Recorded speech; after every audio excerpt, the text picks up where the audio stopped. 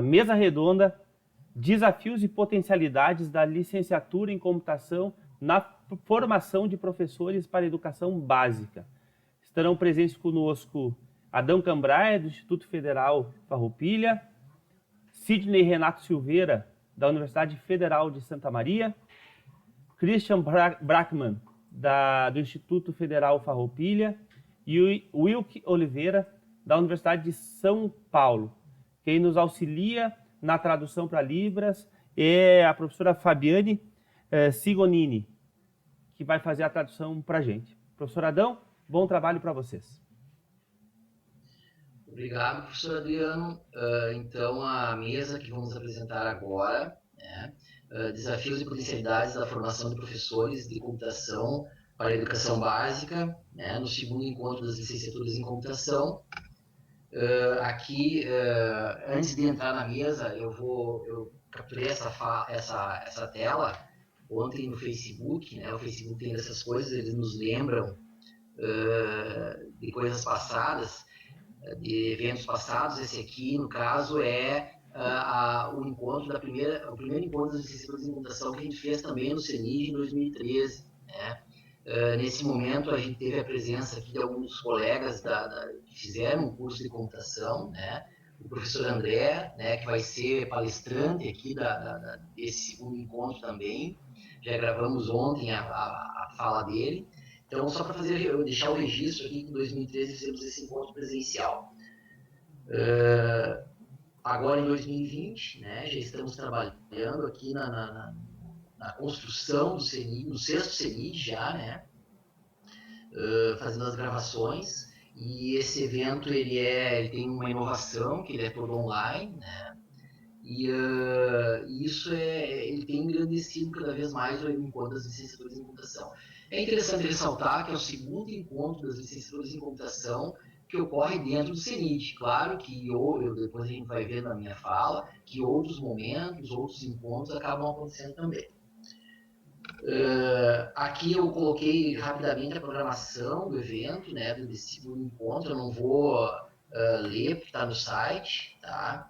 Então, é o dia 23 de abril, acho que é importante ressaltar, o dia todo de discussões, de espaço para a gente pensar, refletir sobre a licenciatura em computação.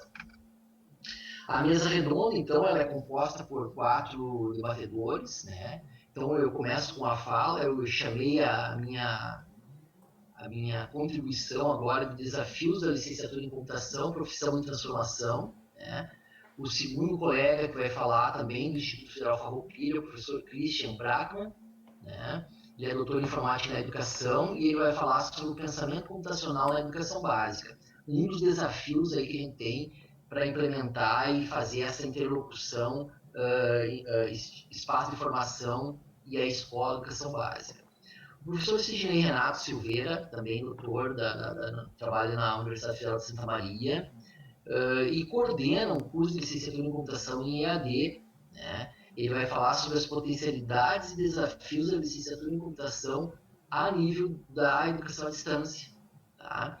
E por último, não menos importante, o colega Wilk, de Oliveira, ele trabalha hoje, ele é envolvido com a questão da formação na USP, da formação de professores também. Ele trabalha com especialização e com isso está fazendo doutorado na USP. E ele vai trabalhar conosco uma sistematização da mesa, trazendo mais alguns desafios, sistematizando alguns desafios que foram trabalhados no workshop da licenciatura em computação do CEBI e fazer esse fechamento. Tá? Então, o primeiro painel, eu coloquei aqui, desafios da licenciatura em computação, a pesquisa com princípio pedagógico, tentando trazer essa discussão da profissão do professor, que lugar é esse, do professor de computação. Tá? Aqui eu trago alguns questionamentos iniciais que vão perpassar toda a mesa. A intenção não é respondê-los diretamente, mas fazer com que a gente potencialize depois as discussões após a mesa. Tá? Então, algumas questões são as características, quais as características do profissional docente, O que diferencia o professor de computação do profissional de informática. A EAD é uma alternativa de formação do professor de computação? Que aspectos podemos destacar, né? Quais saberes do professor de computação? A computação é uma disciplina escolar, isso é uma questão que a gente pode discutir bastante, ela é bem polêmica e eu acho que é importante a gente falar aqui e trazer essas questões. Quais outros campos de atuação desse profissional? Quais potencialidades e projetos futuros que a gente tem em relação à computação?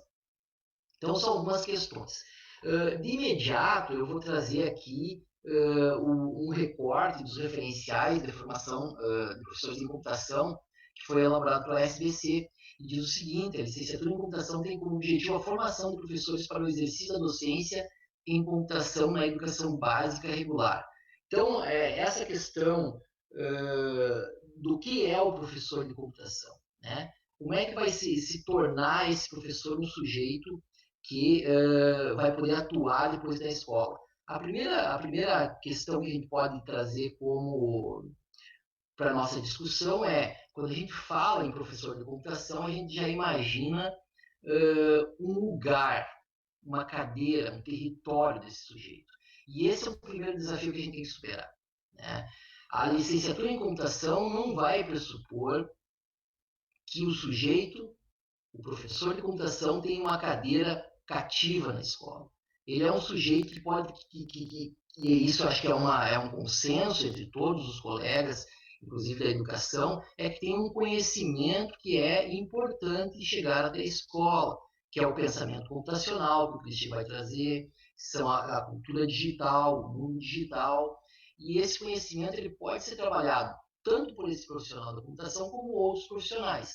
Nós queremos defender a questão de que esse profissional ele vai dinamizar o processo da escola e vai efetivar o trabalho com essa questão dos sistemas de computação. Não queremos nenhuma cadeira cativa, né? Eu acho que esse é um espaço que as próprias instituições vão perceber a importância desse sujeito e vão necessitar trazê-lo para dentro da escola. A gente percebe muito bem isso quando a escola deseja ter uma qualidade na educação, e falo aqui em educação, ela tem sempre um sujeito, eu vou usar um outro termo, articulador do processo da informática na educação, da cultura digital, do pensamento computacional na escola, né? Então, esse é o caráter que eu quero trazer já como polêmica para a gente discutir depois. Então, qual é o papel desse sujeito? Eu coloquei essa foto aqui, eu tirei de um slide de um colega que fez uma fala em outro momento, que é o Esivaldo Matos, e eu acho que ela mostra muito bem esse lugar do professor de computação. Ele não é um sujeito que tem um chão firme para pisar, né? Ele vai chegar... E aí, aquela pergunta que eu fiz sobre a disciplina escolar, ela vem à tona, né? Porque terão escolas com diferentes culturas tecnológicas e diferentes necessidades de trabalho, né? Então, esse professor de informática, ele pode chegar numa determinada escola e ele pode ser esse articulador interdisciplinar para o uso das tecnologias educacionais. Vão ter escolas que vão querer que tenha um momento de encontro para fazer uma determinada dinâmica. Vai depender muito da necessidade, dos objetivos da escola, né? Desculpa aí a minha aceleração, mas é que eu estou querendo cuidar da questão do tempo. Daqui a pouco a gente já... Eu tento diminuir um pouco se o tempo for me ajudar. Então, esse profissional de informática ele não tem um chão firme para pisar, ele não tem uma certeza absoluta.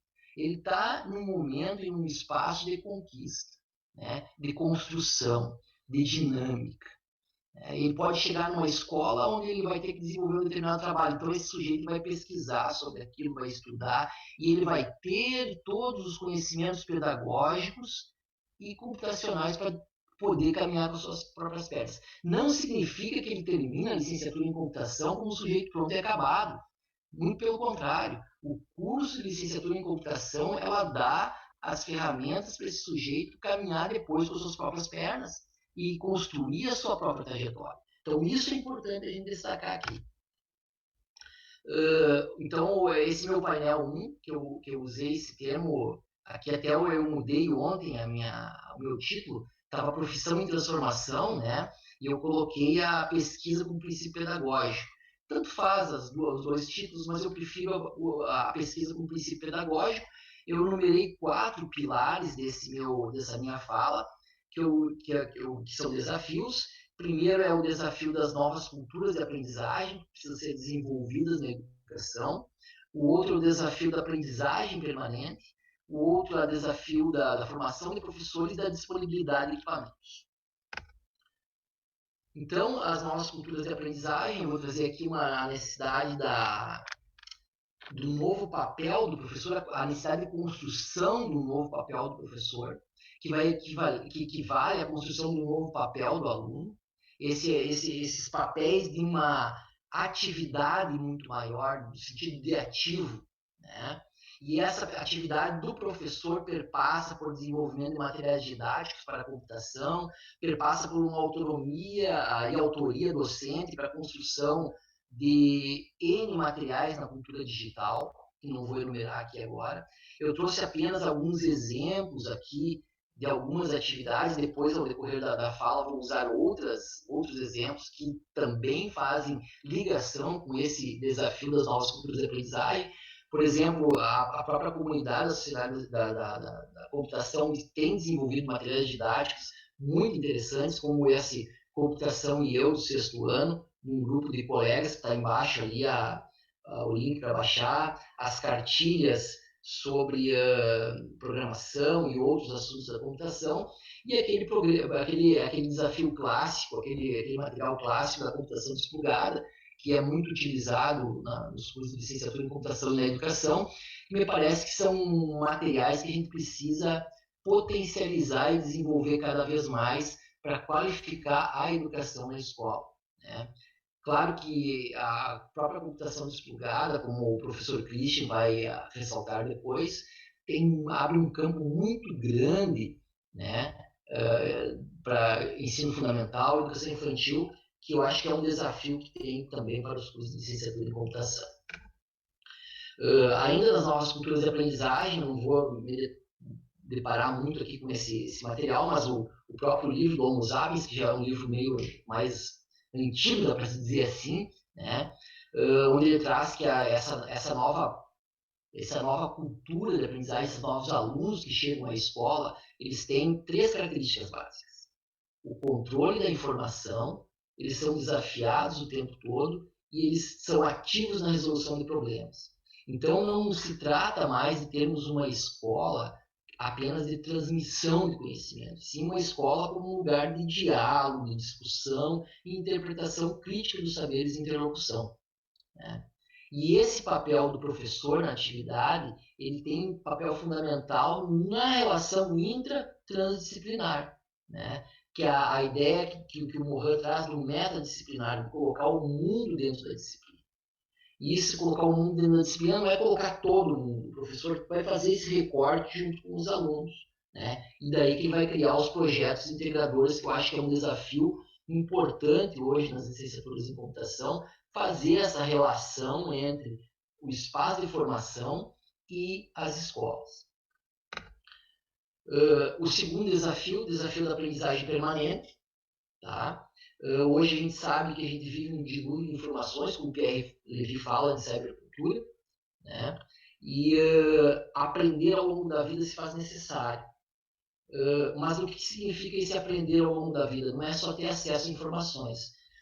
Nilson José Machado, que é um professor também da USP em didática, ele traz essa pirâmide na página 197 do livro dele, Projetos e Valores, onde ele faz essa distinção entre dados, informação, conhecimento e inteligência. Ele vai dizer que dados são coisas soltas, né? Ele traz até um exemplo, dizendo que dados, por exemplo, eu posso montar um banco de dados de todas as pessoas do mundo, nome, telefone, endereço, etc, né? Esse banco de dados não tem função nenhuma para mim no primeiro momento. Basta eu viajar para uma outra cidade, ficar doente e vou precisar de uma informação de um médico, por exemplo, né? Aí eu vou lá no banco de dados, acesso isso se torna uma informação, eu subi um nível, né? Quando eu começo a conectar essas informações, e transformar, por exemplo, um artigo, uma base teórica, eu tenho conhecimento. Mas o conhecimento por si só, ele também é um peso morto, vai dizer o Nilson José Machado. A gente precisa perceber, os professores precisam ter a percepção e a consciência de que precisam fazer com que os alunos saibam utilizar esse conhecimento em diferentes situações.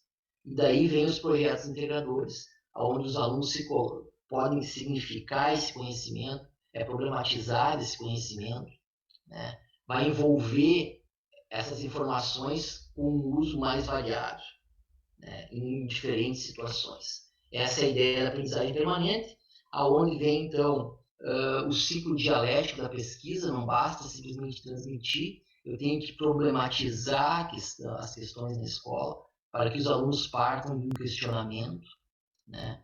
Passam para a construção de argumentos e depois para a comunicação. A própria comunicação, ela pode surgir novos questionamentos e colocar esse motor do ciclo dialético da pesquisa em permanente construção.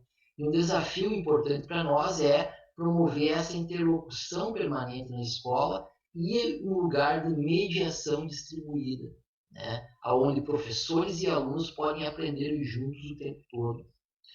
Aqui eu trouxe alguns exemplos ao redor aqui desse slide de projetos integradores que são desenvolvidos hoje no próprio Instituto Federal e também em escolas da região onde a gente atua na formação de professores, mas muito junto com alunos da educação básica, desenvolvendo trabalhos com Scratch, de informática educacional, de construção de hiperpontos através de construção de sites. Então, todos esses projetos a gente tenta focar nesse movimento do ciclo dialético da pesquisa, de provocar a curiosidade, provocar o questionamento, para depois os alunos construírem essas atividades. Um outro desafio da formação de professores em rede, né? Entendo que as escolas, os espaços de formação de professores precisam constituir grupos de estudo com enfoque na pesquisação crítica emancipatória. O que significa isso? Criar grupos dentro da própria escola para discutir a tecnologia, para escrever quais é o plano de ação que a gente quer chegar à tecnologia, para que não fique algo solto, né? Sem saber muito bem o que vai acontecer, o que não vai acontecer. Tá? Então, eu acho que esse movimento de estudo é um movimento vivo importante para a escola. É um movimento, eu usei aqui o termo que o Adriano usa no livro dele, que é a filosofia do software livre. Quero dizer aqui, um movimento de colaboração entre os professores. Isso, para mim, é importante. Tá? E daí, nesse movimento de formação de docente, né, o professor possa desenvolver o currículo, possa pensar os projetos integradores no coletivo, possa propor as atividades, né? E no momento que ocorre esse desenvolvimento do currículo, ocorre o desenvolvimento do professor e assim por diante, entrando num efeito bola de neve que eu chamei aqui. Importante nesse processo de formação de professores da licenciatura em computação, a interação com a educação básica, a interação entre professor formador, licenciandos, professores de educação básica, né, promovendo uma articulação entre ensino, pesquisa e extensão. Aqui eu coloquei algumas fotos de um trabalho que a gente tem desenvolvido, projeto cooperado Brasil-Portugal, onde a gente desenvolve essas interações triádicas, que a gente chama de interações triádicas entre professor, formador, licenciados e professores de educação básica. Aquelas pessoas lá em cima são professores que de uma licenciatura em educação básica de Portugal e alunas de uma licenciatura, que ajudaram a pensar esse projeto cooperativo, que é o trabalho do Scratch dentro da disciplina de ciências, na Escola de Educação Básica com quartos anos.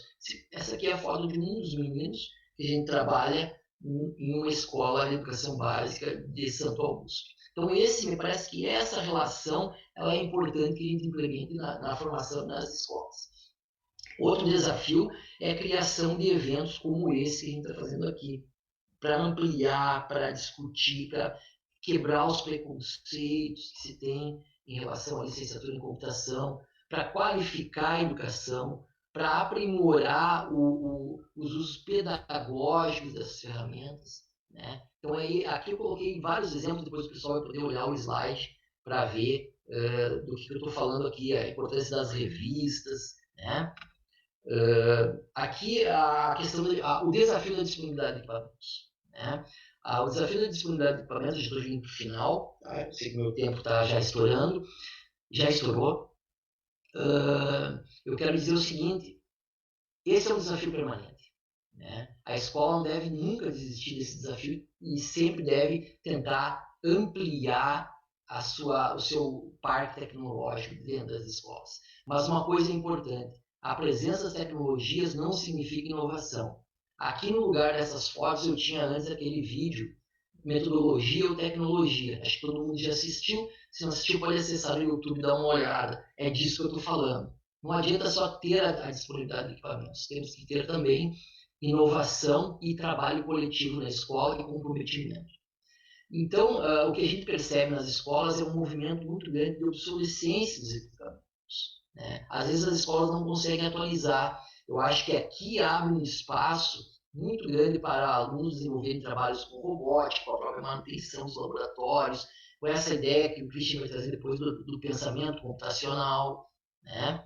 A ideia de trazer os equipamentos juntos, os alunos, hoje a gente tem muito celular, por que a gente não pode usar esses recursos, né, para desenvolver usos significativos e a fluência tecnológica, ao invés de colocar os celulares guardados nas gavetinhas, como tem na imagem ali, lá na frente da sala de aula.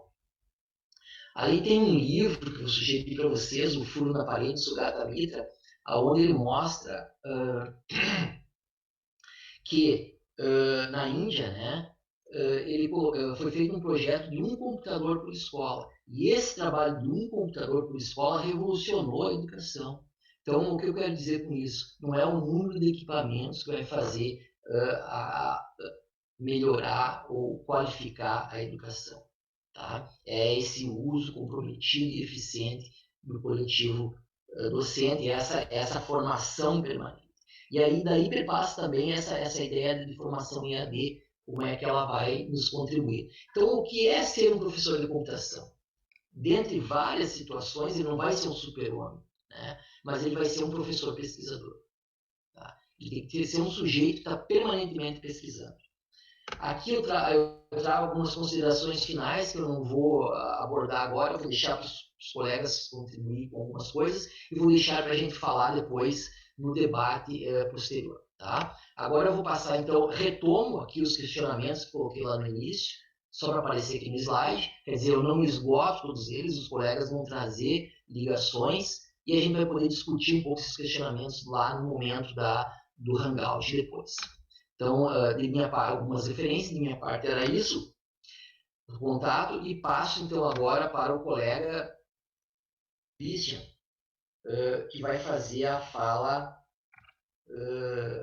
sobre o pensamento computacional. Olá, pessoal, saudações.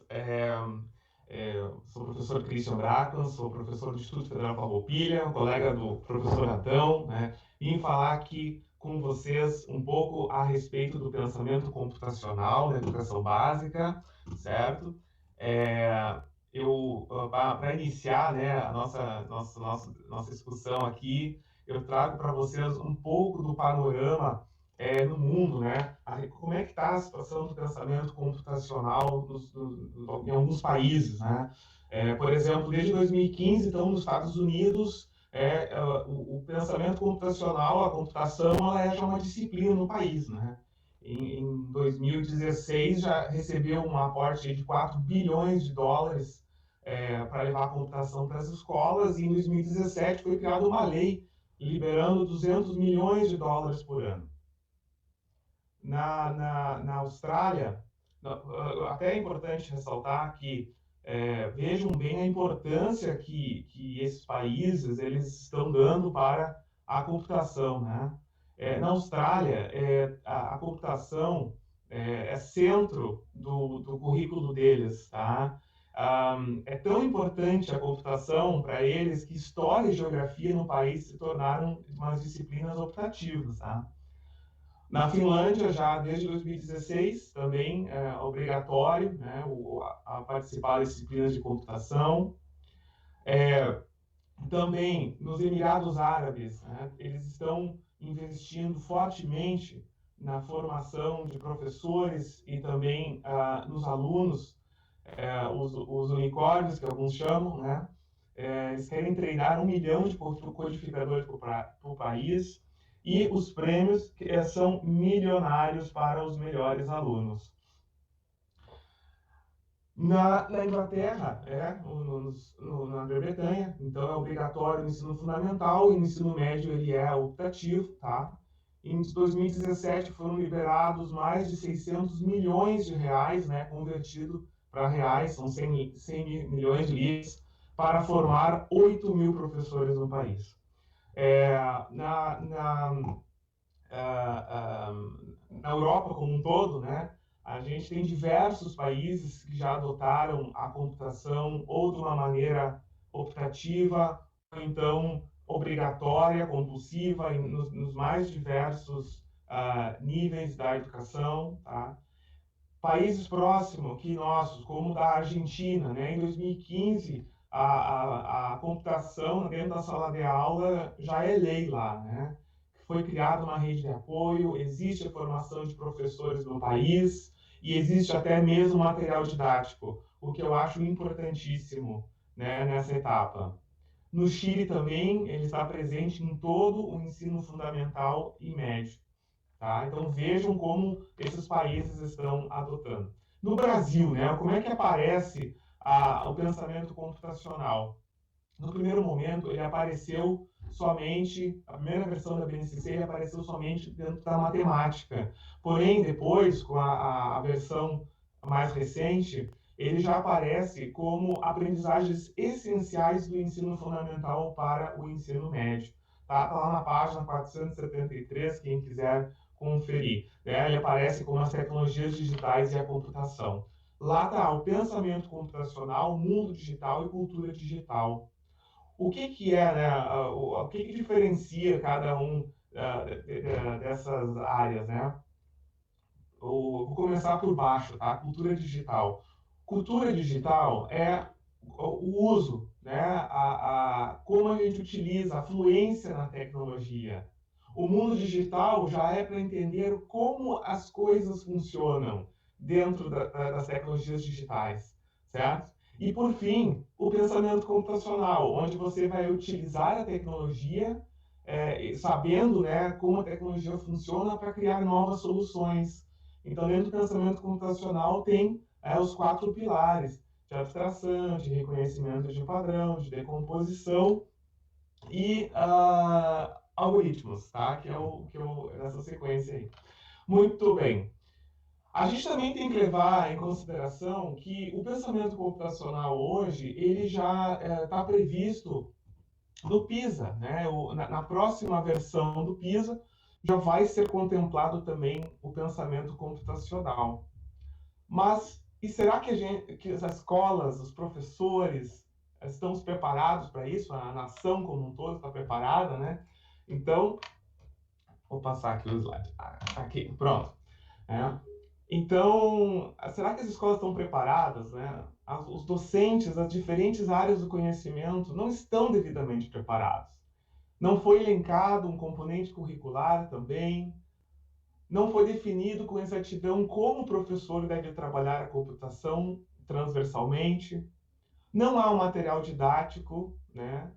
E também não há concursos para professores licenciados em computação, tá? Então, nós temos que levar isso em consideração. E hoje, a realidade das escolas, como a gente sabe, é bem diferente do ideal, né? A gente precisa ter laptop, desktop, roteador, smartphone, telas, tablets, internet, kits dos mais variados possível, energia elétrica, né? Algumas escolas, 5% das escolas do ensino fundamental, por exemplo, não tem energia elétrica nas escolas. Então, enquanto, né, escolas particulares estão aí com diversas alternativas na sala de aula para trabalhar o pensamento computacional, que eu chamaria de plugado, né? A gente tem a necessidade de computador, kits de Lego, celulares, consoles, arduinos, outras placas, enfim, né? O próprio Scratch, o computador para trabalhar o Scratch ou uma linguagem de programação, né? Não vou citar todos aqui, mas a nossa realidade é um pouco diferente das escolas públicas, certo? Então, o que fazer, tá? Uma alternativa seria a gente utilizar o pensamento computacional desplugado, ou seja, a gente utilizar caneta, papel, lápis, tesoura, enfim, todos esses materiais que os alunos muitas vezes já têm, né, junto com o seu material escolar dentro da mochila, e a gente pode sim trabalhar conceitos da computação sem a necessidade de um computador, certo? Então, alguns de vocês devem perguntar assim, ó, tá, mas me dê alguns exemplos, né, para entender um pouco melhor como é que funciona o pensamento computacional desplugado. Muito bem. Esse aqui é um exemplo, eu trouxe uns exemplos bem simples, né, que podem ser utilizados desde da educação infantil, tá? Esse é um robô, né, e a gente pergunta como, né, a gente faria um algoritmo, uma sequência de passos para a gente construir esse robô, né? Geralmente, as crianças respondem assim, né? Encaixar a cabeça, adicionar os braços e as duas pernas. E acabou. Só que isso nos dá este resultado aqui, né? Entre tantos outros. Então, é importante a gente trabalhar com a criança já a criação de passos exatos, bem claros, de como construir, né, este robô para que o nosso algoritmo funcione. Um outro exemplo, até bem recente esse aqui, né, do Cascão lavando as mãos, né? Como é que a gente cria, quais são os passos necessários para a gente lavar as mãos, né? Então, a gente pode, né, criar um algoritmo para isso também, certo? E esse não é o único algoritmo, tá? Isso é só um exemplo. Podem existir outros algoritmos também, né? Então, isso é importante para a criança. E isso a gente está trabalhando em Portugal com português também, né? Para vocês verem. Na matemática também eu trouxe um exemplo bem simples, né? Aqui tem uma conta armada e a gente pode também criar um algoritmo para resolver essa conta armada aí. Então, é um outro exemplo da matemática também, bem simples, só para vocês verem que é sim possível a gente trabalhar conceitos da área da computação sem a necessidade do computador, tá? Eu adoraria falar bastante sobre esse slide aqui, mas infelizmente, devido ao tempo, vou ter que passar, né? Mas o que está acontecendo hoje no Brasil, né, para levar o pensamento computacional para a sala de aula? Tá? Hoje no Senado nós já temos um projeto de lei da senadora Maria do Carmo, tá, do Ceará, que é um projeto de lei que tá tramitando, certo? Então, foi aprovado em novembro do ano passado, né, a formação de professores na rede pública de ensino, capacitação técnica em letramento em programação computacional. Foi esse o termo que ela utilizou no projeto de lei dela. Então, eu achei muito significativo, muito marcante isso, porque nós não temos um outro projeto de lei do mesmo nível, certo? Bem, o Plano Nacional do Livro Didático também, o edital está aberto, né?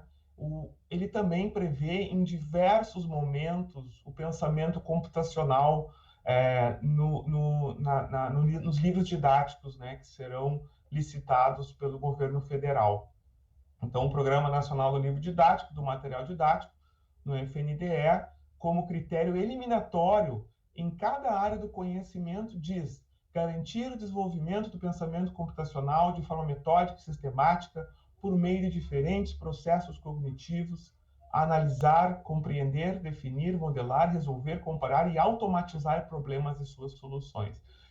Então está lá. Esperamos que no material didático, né, nos livros didáticos do ano que vem, isso já venha a ser contemplado.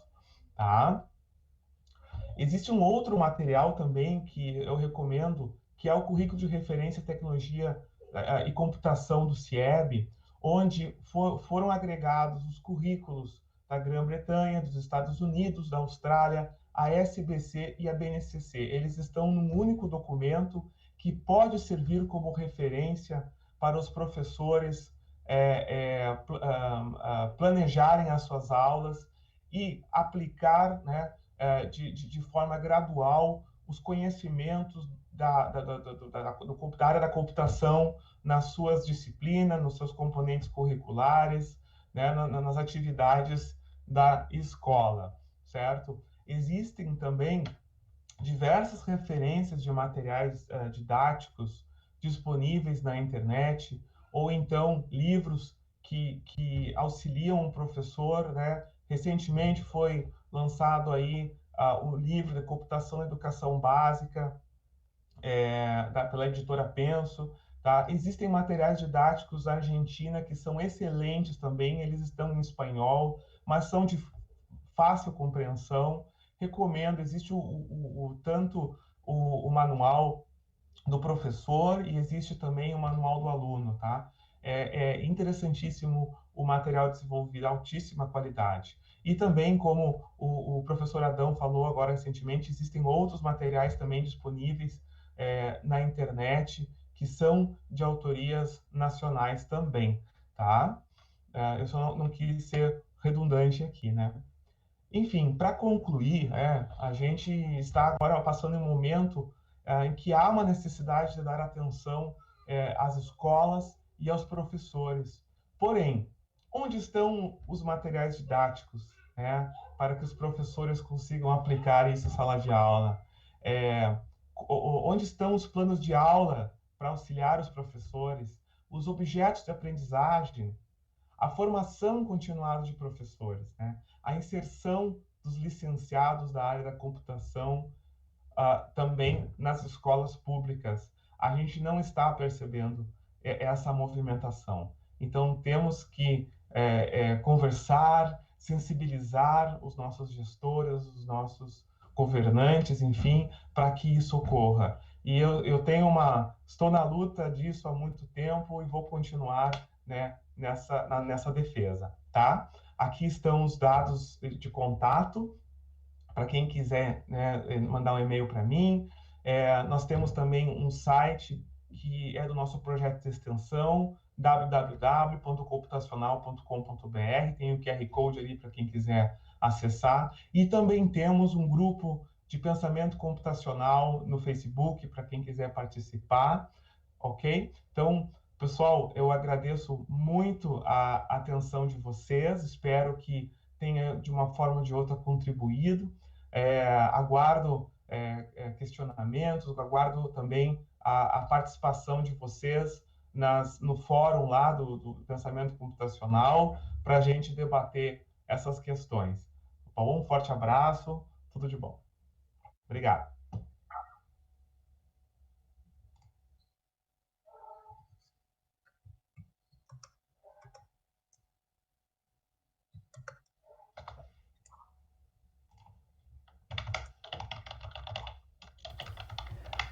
Professor Renato, o senhor pode iniciar a sua fala. Tá ok, obrigado, professor Adão. Saudações a todos. A ideia aqui é falar um pouco sobre a nossa experiência de um curso de licenciatura em computação na modalidade de educação à distância. Esse curso ele é ofertado pela Universidade Aberta do Brasil, na Universidade Federal de Santa Maria. Eu vou falar um pouco sobre o que nós estamos desenvolvendo desde o ano de 2017, quando o curso começou. Mas, na verdade, bem antes, porque nós começamos a projetar esse curso em 2014. Então, começar a falar um pouquinho sobre o curso de licenciatura em computação na modalidade EAD da UFSM. Esse projeto ele foi elaborado no ano de 2014. A ideia é de um colega nosso do Departamento de Tecnologia da Informação, o professor Fábio Parreira. Nós montamos uma comissão com 4 colegas, da qual eu faço parte. Submetemos o projeto ao edital da CAPES em 2015. Pelo edital, o curso deveria ter começado no primeiro semestre de 2016, mas, infelizmente, por falta de verbas, ele acabou começando um ano depois, no primeiro semestre de 2017. Ainda antes de começar o curso, nós tivemos que reformular o projeto pedagógico em 2016, para atender a nova legislação das licenciaturas de 2015, que falava sobre carga horária de estágios supervisionados, a questão da diversidade cultural. Então, a gente teve que reformular a ideia inicial para poder atender essa legislação. Nós ofertamos 25 vagas em cada um dos polos, são 5 polos, então eram 125 vagas no total. Cruz Alta, Palmeira das Missões, Sarandi, Seberi e Três Passos. A escolha dos polos, ela se deu pela proximidade do campus onde nós criamos o curso, que é o campus de Frederico Westphalen, e também pelo interesse dos polos, porque os polos também têm que formalizar esse interesse. E nós preenchemos inicialmente 109 vagas dessas 125 pelo processo vestibular. Em 2016, ainda antes do curso começar, então, reformulamos o projeto pedagógico do curso para atender a legislação das licenciaturas. Fizemos a solicitação para aquisição de equipamentos e livros.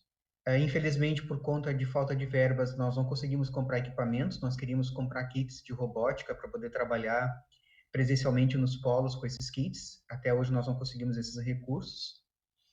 Começamos em 2016 a elaborar os primeiros e-books. Todas as disciplinas, elas têm um e-book que é elaborado por um grupo de professores, todos doutores, e um desses professores que é coautor do e-book é o professor que vai acompanhar a disciplina depois como professor formador.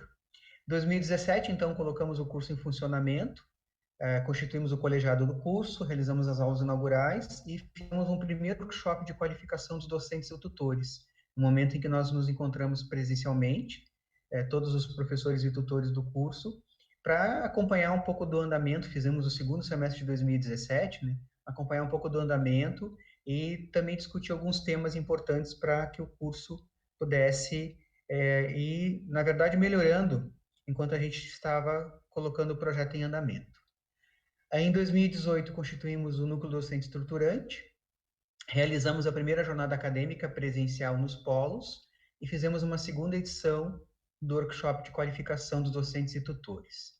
No ano passado, a gente começou a parte dos estágios supervisionados, bem interessante porque nós fizemos 2 propostas para os alunos. Como eles têm 4 estágios, eles têm que trabalhar com os alunos e também na formação de professores.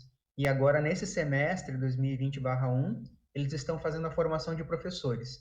Nós temos alunos de 17 cidades diferentes, são 5 polos, mas tem alunos que não moram na cidade onde está localizado o polo. Então, nossos alunos estão espalhados em 17 cidades do Rio Grande do Sul e estão fazendo estágios supervisionados em escolas espalhadas por várias cidades aqui da região. E esse ano, então, nós temos a previsão da conclusão da primeira turma em dezembro, nossa primeira formatura. Um pouco da estrutura curricular, claro, não vou apresentar todas as disciplinas, mas falar um pouco de como é que funciona o nosso curso. Nós temos que atender a questão da legislação das licenciaturas, a disciplina de Libras, diversidade cultural, a questão dos núcleos, carga horária de estágio. Nós temos que atender a questão das diretrizes curriculares da área de informática, então todo embasamento de programação, banco de dados, sistemas operacionais, redes de computadores. E nós também temos que dar conta de um curso que é à distância. Então nós precisamos, um desafio grande nosso, né, cuidar da questão pedagógica, da questão de embasamento de informática e também de como fazer tudo isso num curso na modalidade de EAD. Então, os alunos têm disciplinas pedagógicas, didática, psicologia do desenvolvimento, história da educação, disciplinas de informática e também tem a questão toda de como trabalhar com a educação à distância. A gente começou o curso com uma disciplina de metodologia na área de educação à distância, para que os alunos também pudessem se preparar não só como alunos, mas também como futuros professores que poderão também atuar na educação à distância. Então, o currículo está dividido em 8 semestres, e a nossa turma começou em 2017, então nesse ano nós estamos, agora atualmente 2020/1, no 7º semestre do curso. A questão de matrículas e evasão. A evasão na educação à distância é bastante grande, e nós começamos o curso com 109 alunos, nenhum dos polos fechou o número de vagas de 25, nós temos ali Palmeira das Missões e Sarandi com 24 alunos. O número de alunos começou a cair mais fortemente quando nós começamos a trabalhar com disciplinas de programação, especialmente programação orientada a objeto. foi um semestre que houve um problema sério de evasão, e nós, então, começamos com 109 alunos e estamos atualmente com 39 alunos. A evasão é acumulada de 64,23%. A evasão dos outros cursos de licenciatura da UFSM, na educação à distância na Universidade Aberta do Brasil, ela é em média de 44%. Mas tem um estudo da Universidade de Brasília, de uma dissertação de mestrado, que mostra a questão da evasão dos cursos da área de informática, no Brasil e no exterior, que gira em torno de 50% a 75%.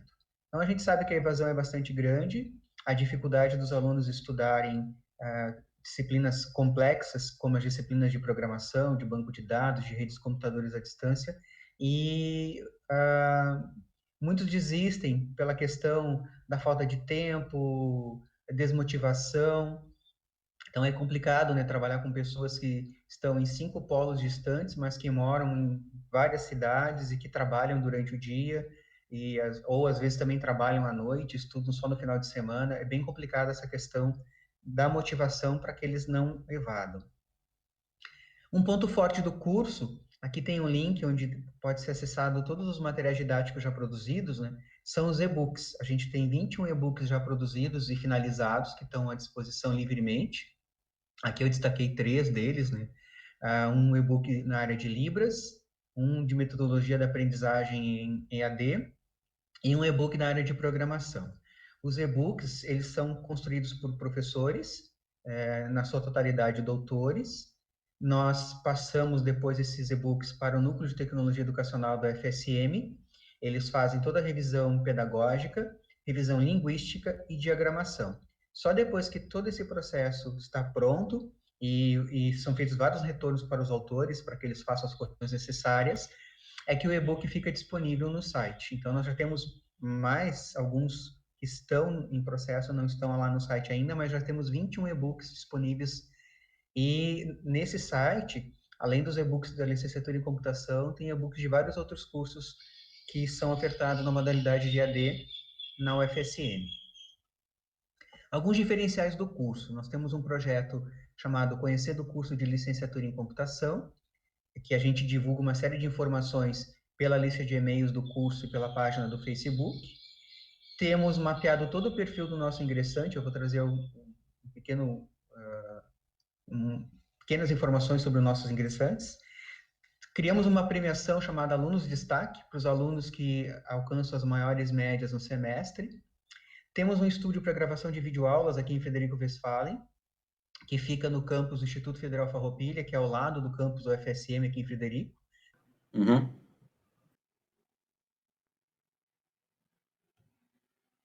Bom, legal. Primeiro, eu queria agradecer esse convite tão generoso do Adão, né, de fazer presente nesse evento, um evento que tem uma importância tão grande, que acontece num momento tão ímpar, né, como esse momento em que a gente está precisando mudar um pouco as nossas vidas, mudar um pouco a nossa rotina, nos adaptar, e o evento vem a calhar, né, por trazer essa temática justamente no momento que tudo isso acontece.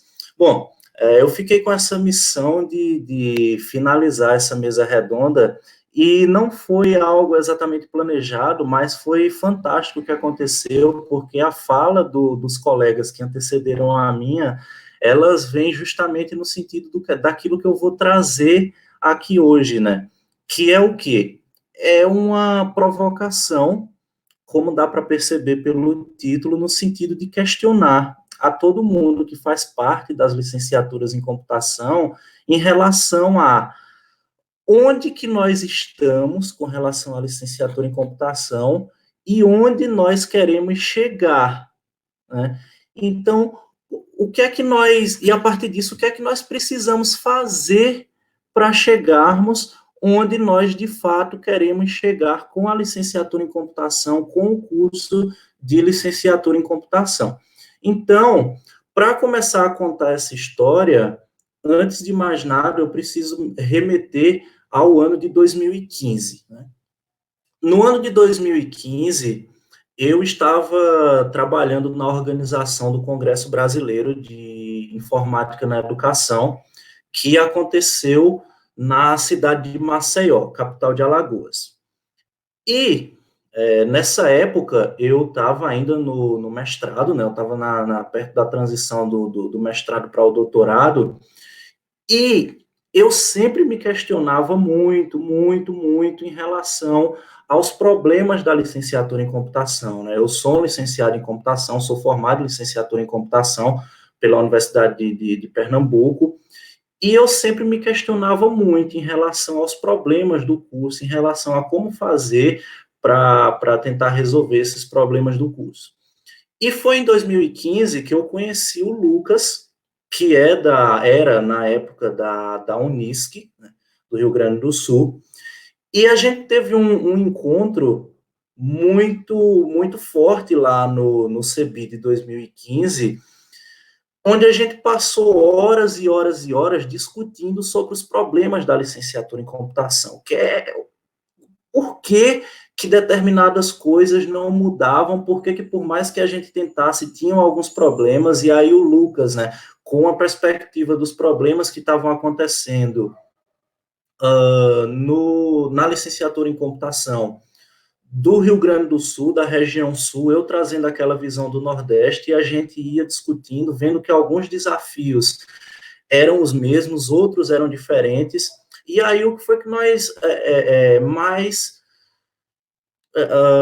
nos aprofundamos nessa discussão, né? E qual foi a principal pergunta que a gente não conseguiu responder nessa discussão que a gente teve? Quais são os desafios que realmente prevalecem na licenciatura em computação a nível de Brasil? Nessa época, o que foi que a gente resolveu fazer? A gente disse, não, nós precisamos ter uma visão geral de quais são os desafios da licenciatura em computação nas diferentes regiões do Brasil. A gente precisa conhecer esses desafios, a gente precisa, não adianta só eu ficar falando aqui o que eu vejo de problema, não adianta só você ficar falando, a gente precisa juntar mais pessoas, a gente precisa ouvir a opinião de mais pessoas. E aí o que foi que nós resolvemos fazer? Né? Nós resolvemos fazer um estudo com professores e alunos da licenciatura em computação que abrangesse todo o Brasil. Então, nós fizemos um estudo perguntando para professores e para alunos da licenciatura em computação quais eram os desafios que eles viam nos seus respectivos cursos. Esse estudo que nós fizemos gerou esses 2 artigos que foram publicados no Workshop de Informática na Escola, né, o UI, que é um evento paralelo do Congresso Brasileiro de Informática na Educação. Então, esse estudo que nós fizemos gerou esses dois artigos. Só que, apesar desse resultado que a gente recebeu, apesar desse feedback dos alunos e professores que a gente recebeu, nós continuávamos com essa dúvida, né? Nós percebemos alguns desafios que eram, digamos assim, desafios a nível nacional, nós aprofundamos a visão que nós tínhamos, só que nós vimos que isso ainda era pouco, nós precisávamos nos aprofundar mais. E aí o que foi que nós resolvemos fazer? Nós acreditamos que precisávamos juntar mais pessoas para discutir esses desafios. E foi aí que foram novas pessoas juntando. Foi, por exemplo, o professor Haroldo, da Universidade de Pernambuco, a Roselma, a Pasqueline, a Márcia, o André, professores que vêm trabalhando nas licenciaturas em computação há muito tempo. E, diante disso, nós resolvemos, então, trabalhar no ano passado, né, nós, na verdade, começamos esse trabalho no ano de 2017, aprofundamos no ano de 2018, até que no ano de 2019, nós fizemos a organização do 5º workshop da licenciatura em computação dentro do Congresso Brasileiro de Informática na Educação, onde nós tivemos um desafio específico, aliás, um objetivo específico nesse evento. Qual que foi o nosso objetivo? O nosso objetivo foi reunir professores, alunos, pessoas ligadas à licenciatura em computação, somente para discutir os desafios que permeiam a licenciatura em computação e propor soluções para esse desafio. Então, a gente disse assim, olha, a gente não quer, de repente, artigo científico, a gente não quer artigo de pesquisa, a gente não quer fazer só mais um evento para publicar uma meia dúzia de artigos de experiências, a gente não quer isso. O que a gente quer é pessoas que apresentem desafios reais na licenciatura em computação e que juntos nós possamos discutir esses desafios e propor soluções para esses desafios. E foi muito legal, né? O evento, nós reunimos ao longo de todo o evento mais de 40 pessoas, né, ativamente apresentando esses trabalhos, discutindo os desafios, discutindo propostas para esses desafios, e conseguimos uma coisa também muito legal, que foi juntar ainda mais pessoas àquele grupo, né? Então, você lembra, começou comigo e com o Lucas discutindo, depois juntaram-se várias outras pessoas, assim, tomando essa linha de frente junto conosco, e depois da realização do evento, outras pessoas, como, por exemplo, a Pauliana, a Tancicleide, a Lilian, o próprio Adão, né, que me fez esse convite de estar aqui hoje, são pessoas que também se acreditaram na ideia, né, perceberam a necessidade de discutir esses desafios e foram juntando-se a nós e foram aumentando esse grupo. E uma das coisas que nós obtivemos como resultado desse workshop que nós realizamos foi o quê? Foi um manifesto preliminar, ou seja, um texto que sintetizasse, que resumisse os desafios que foram discutidos ao longo do evento e, principalmente, que viesse a propor linhas de solução para esses desafios. Então, é isso que eu vou trazer agora, apresentando 5 desafios que permeiam a licenciatura em computação e que são o objeto de estudo e de proposta desse manifesto, onde a nossa principal ideia vai ser utilizar isso como uma forma de provocar você da licenciatura em computação a entender esses desafios e a juntar-se a nós e procurar soluções, né, para esses desafios. Então, vamos lá. Quais são esses 5? Né? Então, o primeiro deles, qual que é a primeira coisa que foi amplamente discutida? Né? E aí eu vou tentar passar de uma maneira muito rápida por isso aqui, porque a principal ideia é que isso fique como uma reflexão e como uma linha de ação para a gente seguir. Então, qual que é o primeiro grande desafio que foi discutido? Por uma maior participação nas esferas sociais. Por quê? Porque o curso de licenciatura em computação, uma das coisas que mais foi colocada ao longo do evento é que ainda é um curso pouco conhecido, né? Eu lembro de uma fala de um professor que não é da licenciatura em computação, é um professor do ensino básico, que durante o evento ele disse uma coisa que nos marcou muito. Foi o seguinte, olha, eu fui procurar sobre licenciatura em computação no Google, eu coloquei lá licenciatura em computação, eu não consegui achar quase nada de relevante.